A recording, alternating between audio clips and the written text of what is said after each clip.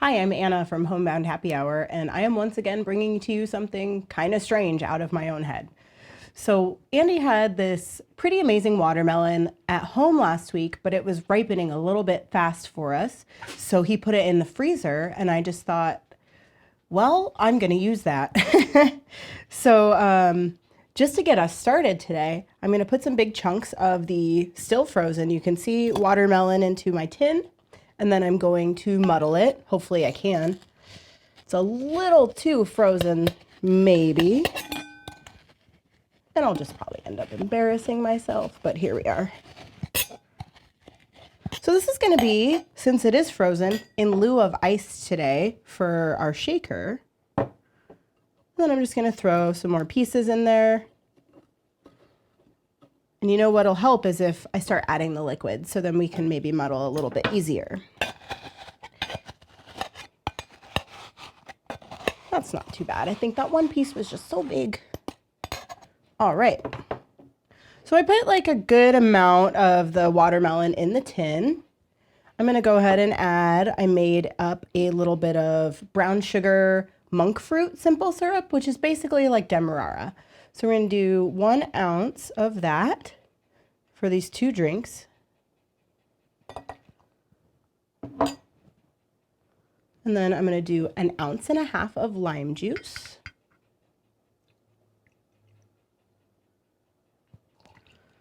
Now for the kind of strange part, yellow chartreuse.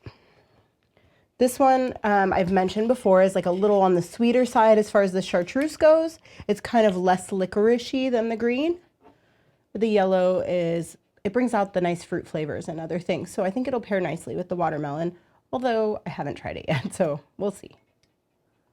I'm going to go ahead and do 1.5 ounces of that.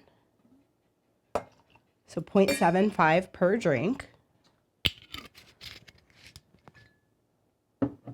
And then finally, I'm using a local vodka. You know, I tend to like to use gin on these videos, but I felt like it might overwhelm the flavors that we already have going on. So I'm going to go ahead and do 2 ounces of gin per drink. And like I said, the frozen watermelon can be in place of ice in this case. I think, yeah, it broke up really nicely. It doesn't need a lot of pushing around. Watermelon breaks down really fast, and so this will also add as our dilution factor like an ice would. All right, pop that lid on. We're going to go ahead and shake it.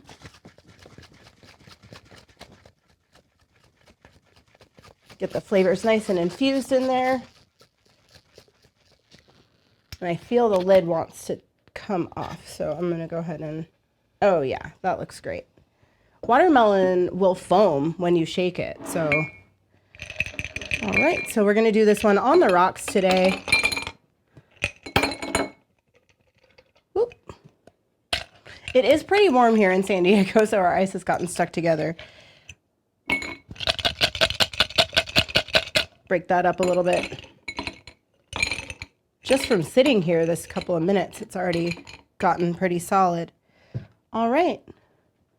And then, like I said, it has a nice foam on the watermelon, so we're just going to go ahead and strain that into our glasses.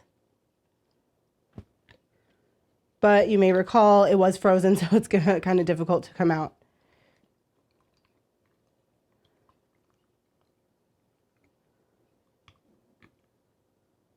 That maybe I should have used a double strainer for this one. Oh, talk about embarrassing myself. All right.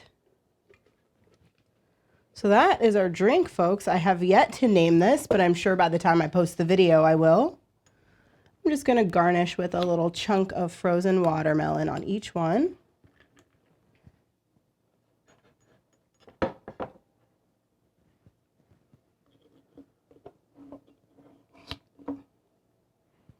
There we go.